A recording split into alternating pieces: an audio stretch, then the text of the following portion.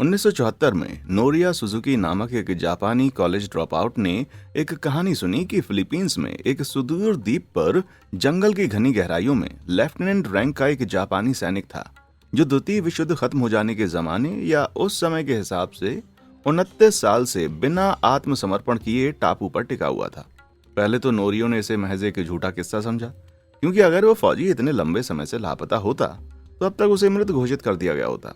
साथ ही कोई भी इंसान जंगल में इतने लंबे समय तक जिंदा ही नहीं रह सकता था। नोरियो ने टॉपिक पर रिसर्च किया तो पता चला कि हिरो ओनोडा नाम का सचमुच का एक लेफ्टिनेंट था जो 1945 में युद्ध समाप्त होने के बाद से लापता था, जिसे 1959 में मृत घोषित कर दिया गया था।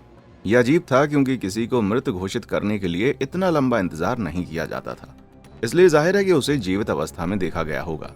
और अगर वो इतने लंबे समय तक जिंदा था तो क्या सबूत है कि अब वो मर चुका है? कहानी सुनकर प्रेरित होते हुए नोरियो ने मामले को अपने हाथों में लेने का फैसला किया और उस लापता फौजी को ढूंढकर वापस घर लाने की रोमांचक मुहिम में जुट गए। लेकिन ये काम इतना आसान साबित नहीं होने वाला था। तैयार हो जाइए, क्योंकि हम उतरने वाले हैं कि ऐसे शख्स की कहानी की गहराई में जो द्वितीय विश्व युद्ध के खात्मे के बाद भी 29 सालों तक लड़ता रहा।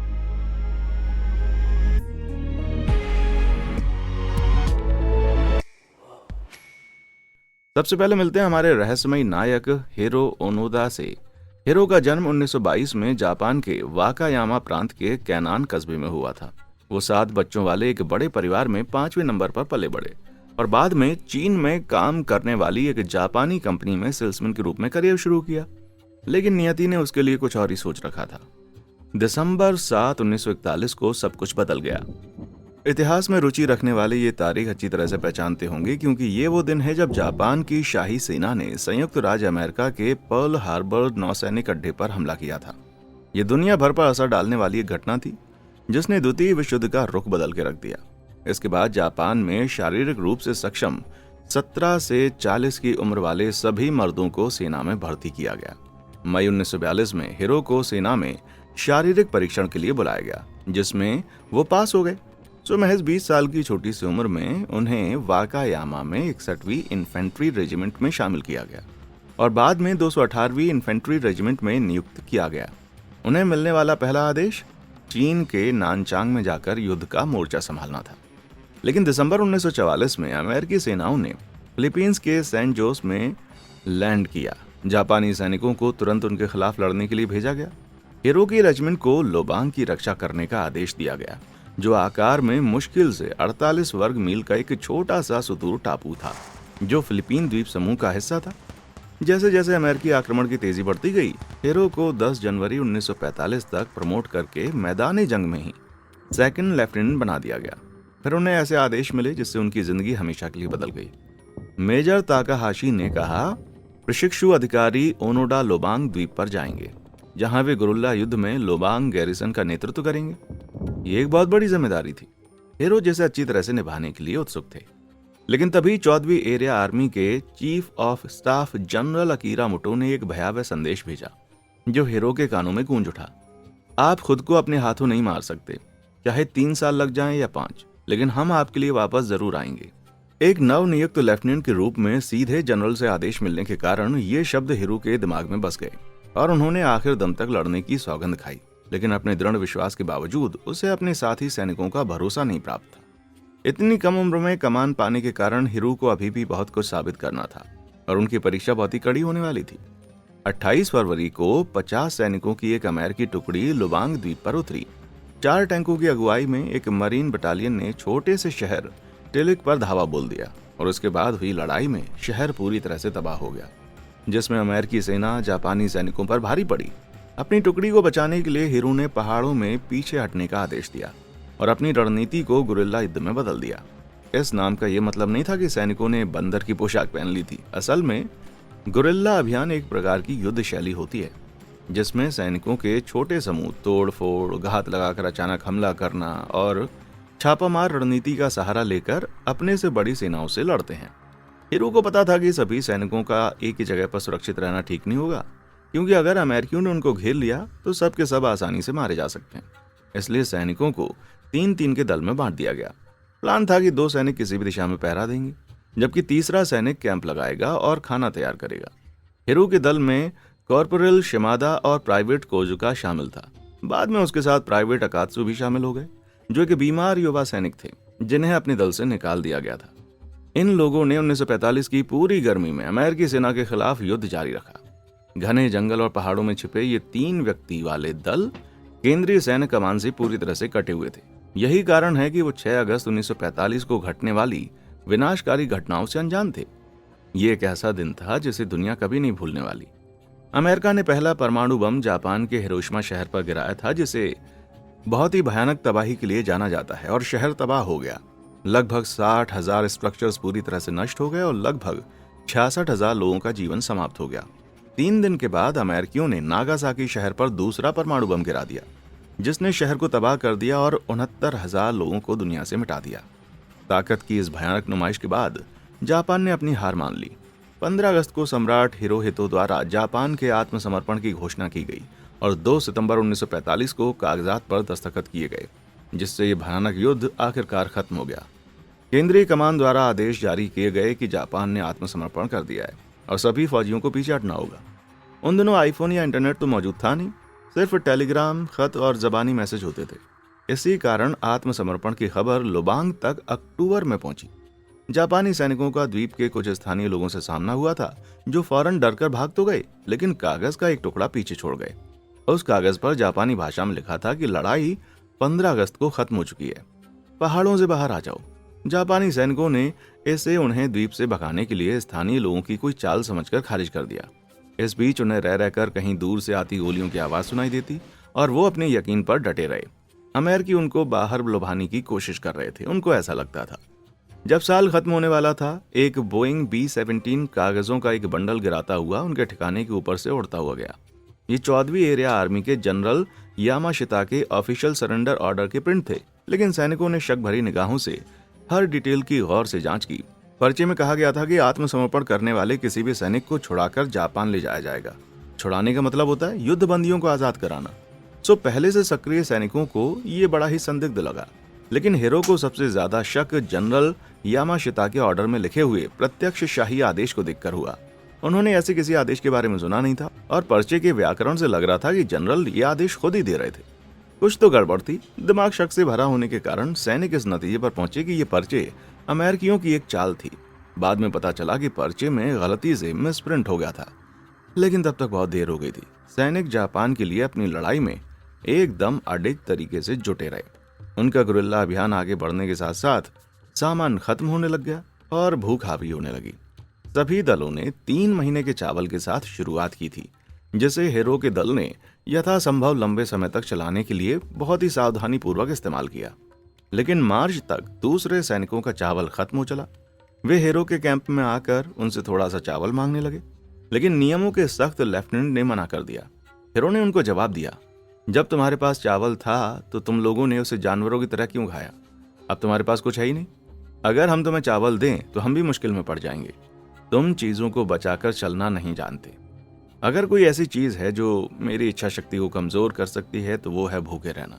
और आप कल्पना कर सकते हैं कि जंगल में लगातार इधर से उधर भटकने के कारण सैनिक कितने भूखे रहे होंगे। जैसे जैसे आत्मसमर्पण का आग्रह करने वाले और भी पर्चे ऊपर से बरसते गए, भूखे और घर की याद में डूबे सैनिकों का हौसला एकदम कगार पर था। अंततः अप्रैल 1946 में 3 लोगों वाले 41 दलों ने हार मानते हुए आत्मसमर्पण कर दिया, लेकिन हिरो का 4 सदस्यों वाला दल अपनी जमीन पर डटा रहा और जापान के लिए लड़ना छोड़ने से मना कर दिया।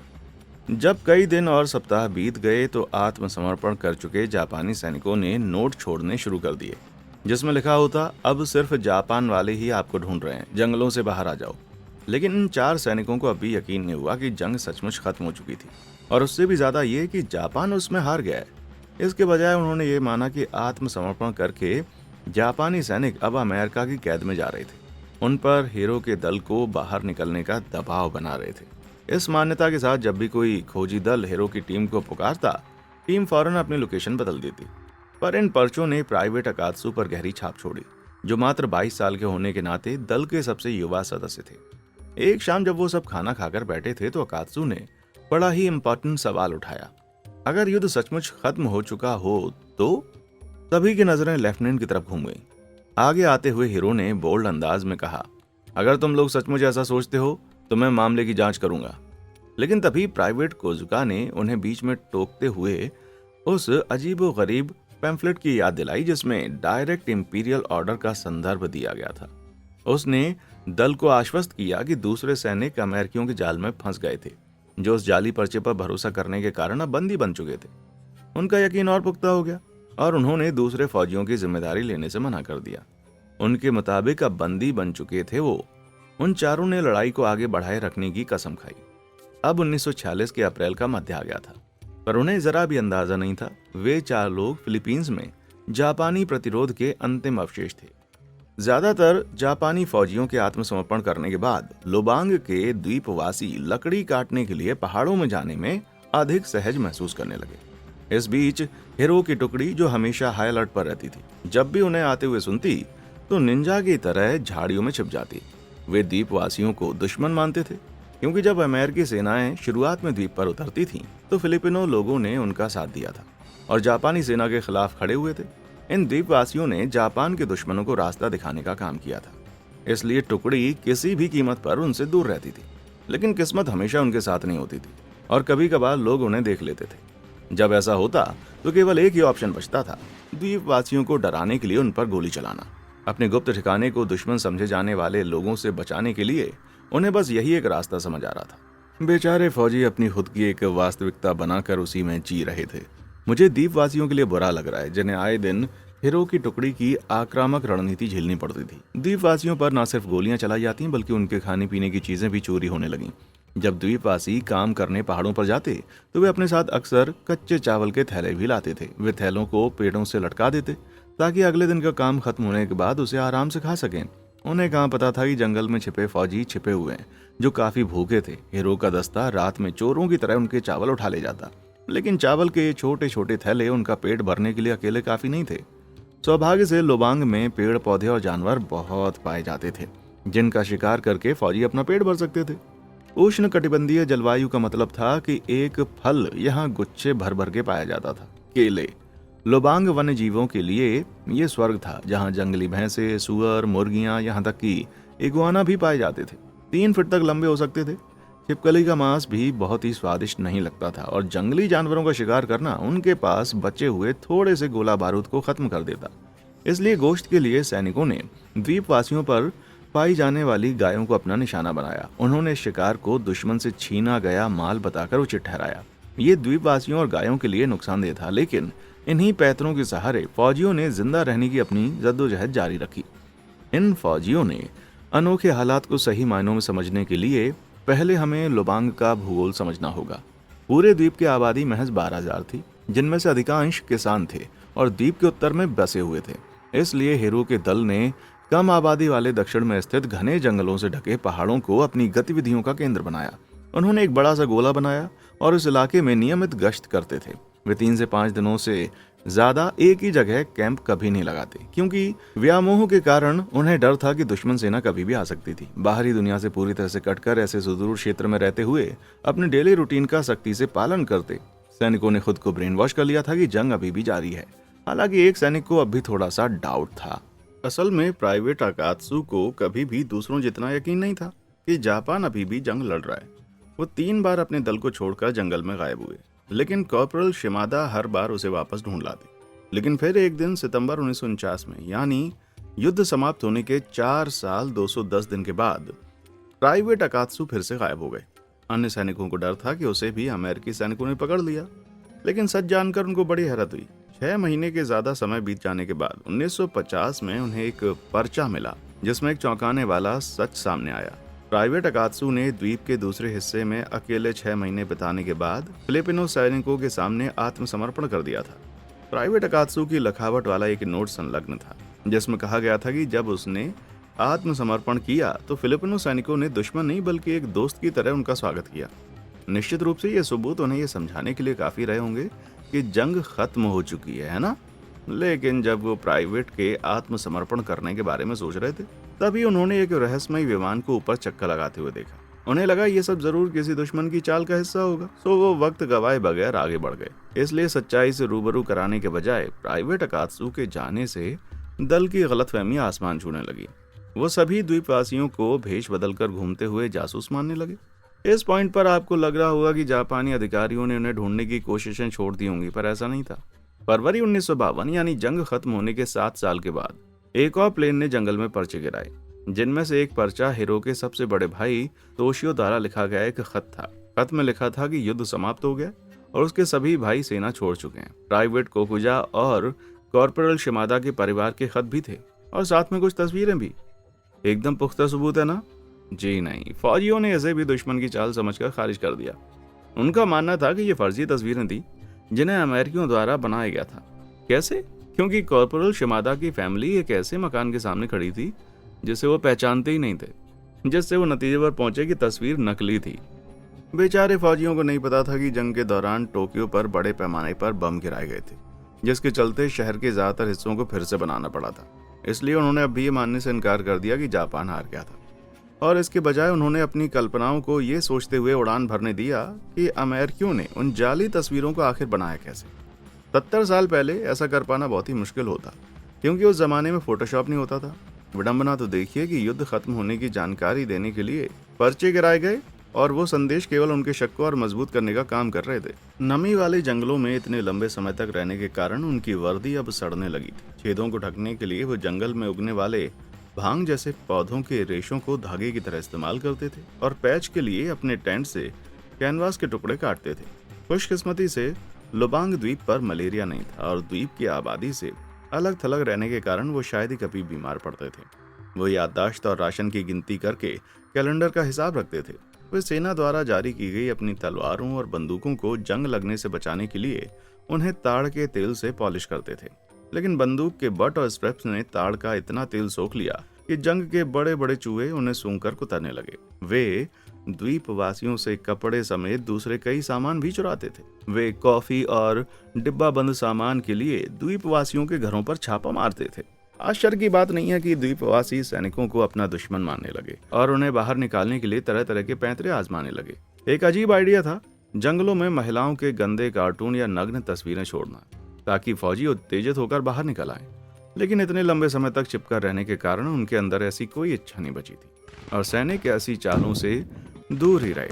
आखिर में तंग आकर द्वीपवासियों ने भी जवाबी हमला करना शुरू कर दिया। जून 1953 में एक स्थानीय मछुआरे द्वारा गोली मारे जाने के कारण कॉर्पोरल शिमादा के पैर में गंभीर चोट आई।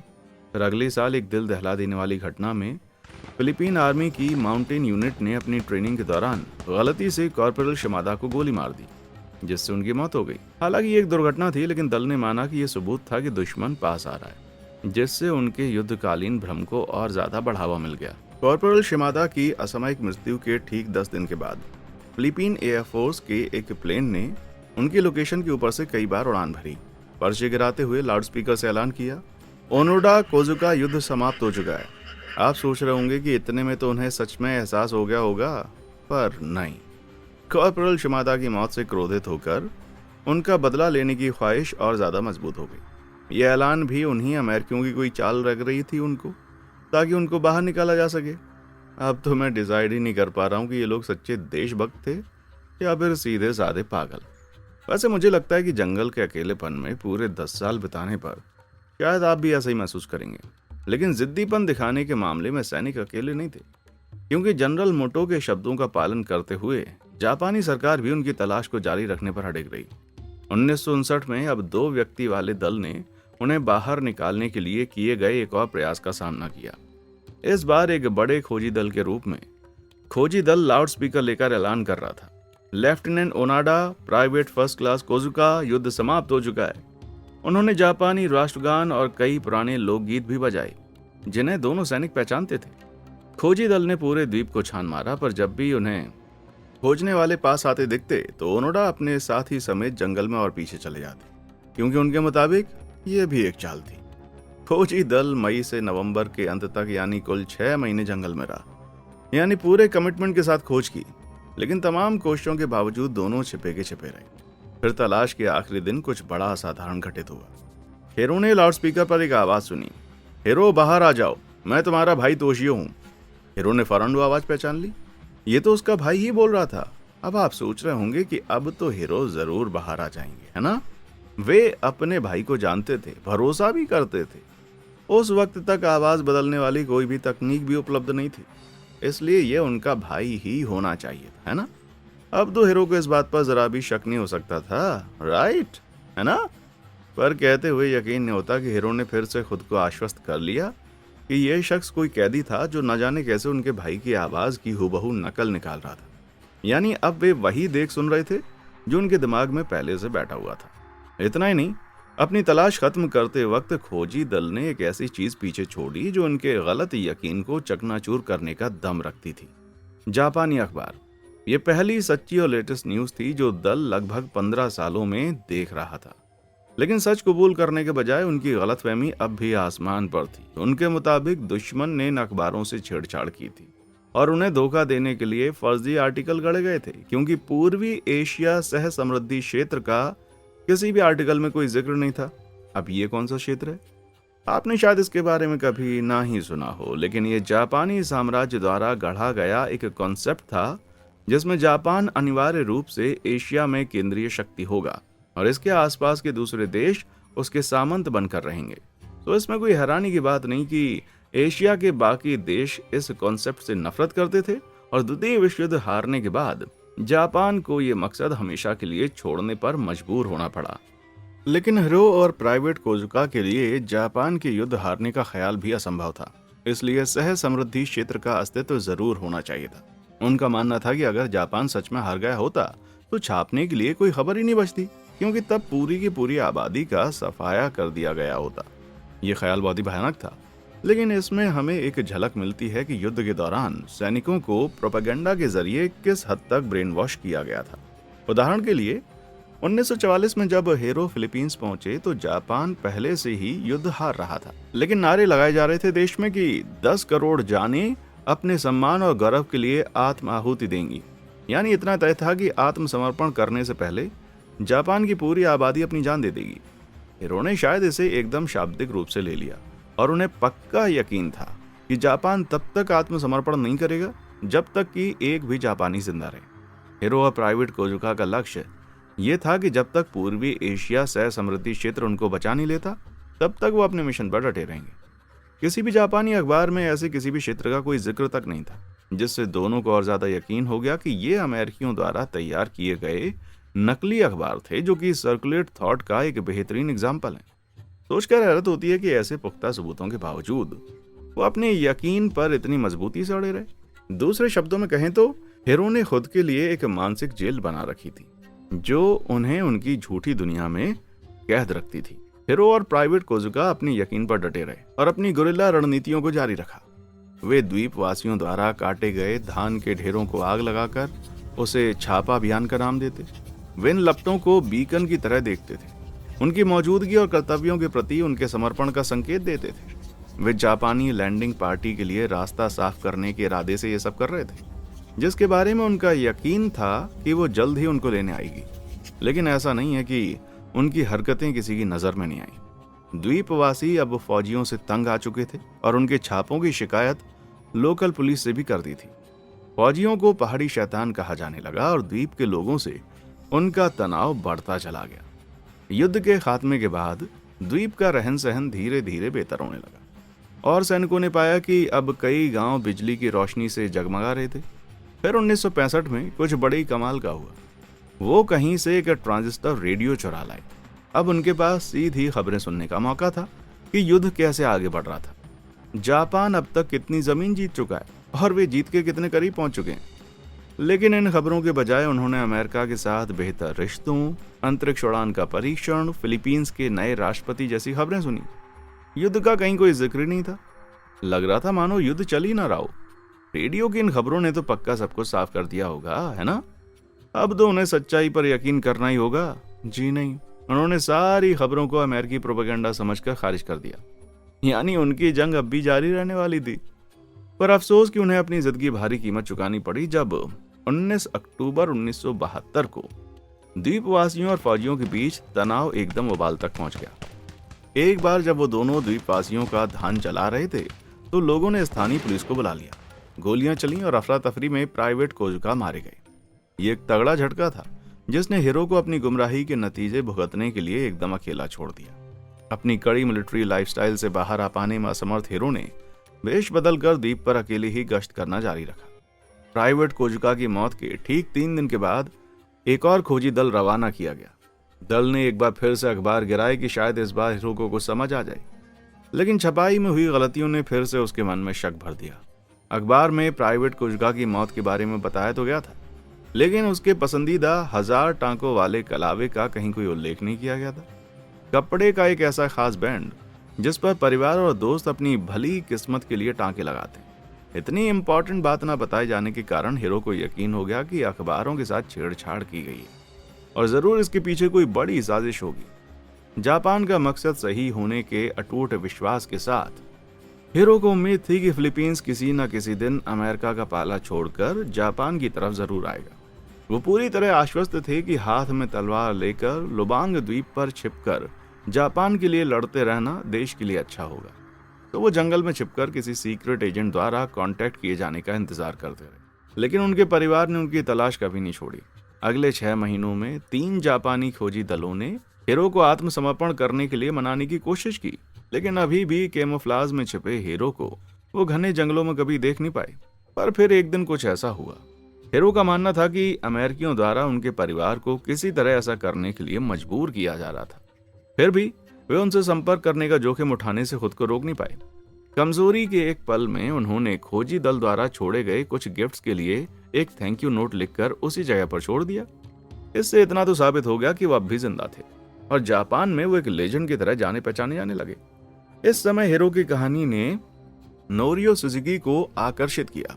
कॉलेज छोड़ने वाला एक लड़का जो 1974 में लंबे समय से गुम चले आ रहे लेफ्टिनेंट को खोज निकालने के इरादे से फिलीपींस जा पहुंचा, और मानो किसी चमत्कार से उसने वो कर दिखाया जो बचाव दल पिछले 29 सालों से करने की कोशिश कर रहे थे, वो भी महज 4 दिनों में। नोरियो ने जंगल के एकांत में अपना कैंप लगाया ही था कि हीरो अचानक से टहलते हुए उसके सामने आ गए। हीरो ने फौरन ही पहचान कर ली कि नोरियो कोई द्वीपवासी नहीं थे। पर कैसे? क्योंकि उसने रबर के सैंडल के साथ ऊन के मोटे मोजे पहन रखे थे, जो द्वीपवासी तो कभी नहीं पहनते। नोरियो बड़ी विनम्र जापानी जुबान में बात करता था, जिसके चलते हीरो नोरियो के पास रुककर 2 घंटे से ज्यादा समय तक बातचीत करते रहे। शायद कई महीनों तक एकदम अकेले रहने के बाद हीरो किसी से भी बात करने को आतुर लग रहे थे। फिर नोरियो ने बड़ी सावधानी से हीरो को धीरे धीरे समझाया कि जापान सचमुच में जंग हार गया है और कई सालों से शांति में जी रहा है। तभी किसी दूसरे आदमी की आंखों में सच देखते हुए हीरो को एहसास हुआ कि उन चीजों को वो इतने सालों से दुश्मन की चाल समझकर खारिज करते आ रहे थे, वो सब असल में सच था। यानी वो बेकार में इस टापू पर 10,000 दिनों से ज्यादा समय तक लड़ते चले आ रहे थे। हीरो जो सुन रहे थे वो उन्हें अब पूरी तरह से समझ में नहीं आ रहा था। और जब नोरियो ने हीरो से पूछा कि उनका आत्मसमर्पण कराने के लिए क्या करना होगा, तो हीरो ने जवाब दिया कि उनके सीनियर ऑफिसर द्वारा दिया गया पीछे हटने का सीधा आदेश। बूढ़े मेजर बहुत पहले ही सेना से रिटायर हो चुके थे और अब मियाजाकी प्रांत में एक बुक स्टोर चलाते थे। फिर भी नोरियो ने वादा किया कि वो मेजर को फिलीपींस जरूर लेकर आएंगे, यह साबित करने के लिए कि उसने हीरो को सच में ढूंढ लिया है। दोनों ने साथ में कई तस्वीरें ली और जैसा कि वादा किया गया था, 2 हफ्ते लंबे इंतजार के बाद ऑफिसर और जूनियर का मिलन हो गया। मेजर ने हीरो का अभिवादन करते हुए उन्हें अपना अंतिम आदेश दिया। 14वीं एरिया आर्मी ने जंग रोक दी है और इस तरह 29 साल तक लड़ते रहने के बाद लेफ्टिनेंट हीरो ओनोडा का युद्ध आखिरकार खत्म हो ही गया। मनीला ले जाए जाने से पहले ओनोडा अपने सबसे बड़े भाई तोशियो से फिर से मिले। फिर राष्ट्रपति मार्कोस ने हीरो को उन गंभीर अपराधों के लिए संबोधित किया जो उन्होंने अनजाने में किए थे जब वे खुद को जंग में समझ रहे थे। तकनीकी रूप से उनकी ये हरकतें आतंकवादी वारदात थीं, लेकिन राष्ट्रपति ने रहम दिखाते हुए उन्हें पार्डन जारी कर माफ कर दिया। जब हीरो जापान लौटे तो युद्ध के नायक के रूप में उनका बड़ी गर्मजोशी से स्वागत किया गया, जो कि अजीब लग सकता है क्योंकि अपने पागलपन में उन्होंने दशकों बर्बाद कर दिए थे। लेकिन जापानी कल्चर में ऐसे लोगों की बड़ी इज्जत की जाती है जो किसी मकसद के प्रति समर्पण दिखाते हैं, खासकर जब कामयाबी की उम्मीद ना के बराबर हो। और इसलिए लेफ्टिनेंट ओनोडा की वापसी को किसी प्राचीन नायक की तरह मनाया गया, मानो वे आज के जापान के कोई समुराई हो। उनकी घर वापसी वाकई बड़ी शानदार थी। शोर मचाती भीड़, जश्न के लिए परेड और अधिकारियों के भाषण, ये एक ट्रू हीरो का स्वागत था। युद्ध में विनाशकारी नुकसान झेलने के बाद आखिरकार कुछ तो ऐसा मिला जिसे जापान वाले खुशी की तरह मना सकते थे। क्योंकि उनका गुमशुदा फौजी इतने जमाने बाद वतन जो लौट रहा था। लेकिन अब हीरो ने खुद को एक अजीब और अनजान देश में पाया। उनके 30 सालों तक लापता रहने के दौरान जापान में नाटकीय रूप से आधुनिकीकरण हो चुका था और सामान्य जीवन में लौटने की तमाम कोशिशों के बावजूद उनका मन नहीं लग रहा था। तो उन्होंने एक बिल्कुल नई पारी की शुरुआत करने की ठानी। 1997 में हीरो ने अपना बैकपैक किया और ब्राजील के साओ पाउलो की एक जापानी कॉलोनी में रहकर फार्म चलाने में अपने भाई का हाथ बटाने लग गए। किसने सोचा होगा कि इसी जमाने का ये जुझारू फौजी आगे चलकर गाय भैंस पालेगा। ये कहानी तो गजब के ट्विस्ट से भरी पड़ी है मेरे भाई। फिर 1984 में हीरो को प्यार हुआ और उन्होंने माची ओनुक से शादी कर ली, जो लोगों को जापानी टी सेरेमनी सिखाती थी। दोनों मियाँ बीवी साथ में जापान आकर बस गए और ओनोडा नेचर स्कूल की स्थापना की, जहां बच्चों को वीरान जंगलों में जिंदा रहने के पैतरे सिखाए जाते थे। फिर 1996 में हीरो ने दोबारा लोबांग की यात्रा की और आभार के तौर पर एक लोकल स्कूल को $10,000 का डोनेशन दिया। अंत में रोमांच से भरी एक दिलचस्प जिंदगी जीने के बाद 16 जनवरी 2014 को 91 साल की उम्र में लेफ्टिनेंट हीरो ओनोडा का निधन हो गया। मजा आ गया। जिंदगी का किस्सा हो तो ऐसा दिलचस्प। क्या आपको लगता है कि इतने लंबे समय तक युद्ध लड़ते रहने का ये फैसला समर्पण की एक अनोखी मिसाल है, या आप उन्हें पूरी तरह से पागल मानते हैं? नीचे कमेंट सेक्शन में आकर जरूर बताएं। और हाँ, देखने के लिए शुक्रिया।